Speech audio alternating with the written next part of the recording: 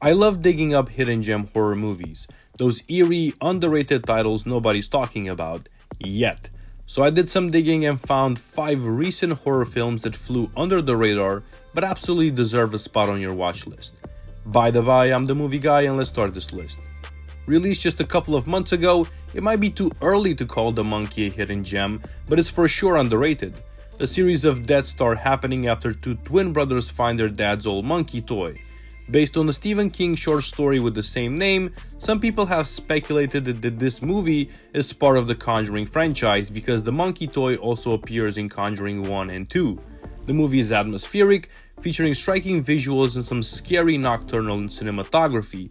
Surprisingly, the movie has a funny bone, a dark comedy style script, and in the film you'll find a good mix between horror and comedy elements.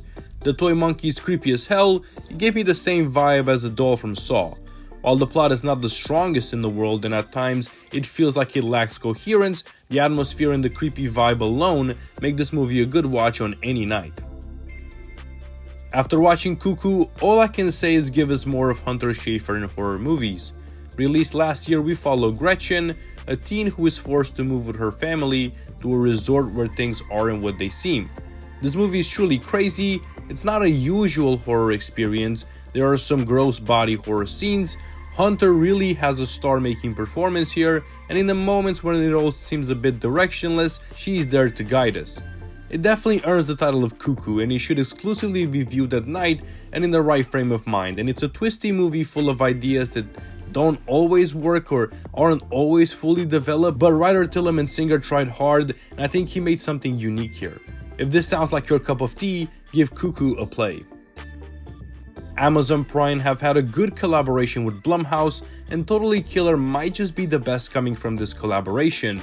A slasher that doesn't take itself too seriously, we follow Jamie who travels back in time to stop the Sweet 16 serial killer.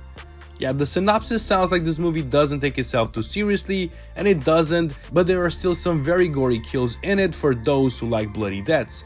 The 80s settings gave the writers a lot of comedy material, and sure, not all jokes land, but it gives the film an interesting aesthetic, going back to the rise of slasher movies. Kiernan Shipka is the MVP here. She has a fantastic performance, and once again when the movie falters, it's Shipka who is there to pick up the pieces.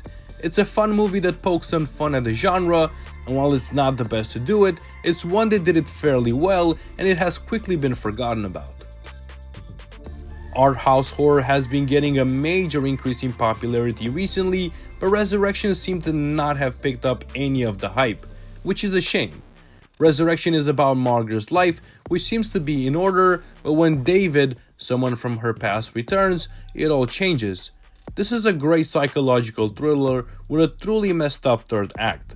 I know I've said this in every pick here, but we have another memorable performance, and Resurrection might only be based on good performances, but Rebecca Hall has one of the greatest scenes that I've ever seen.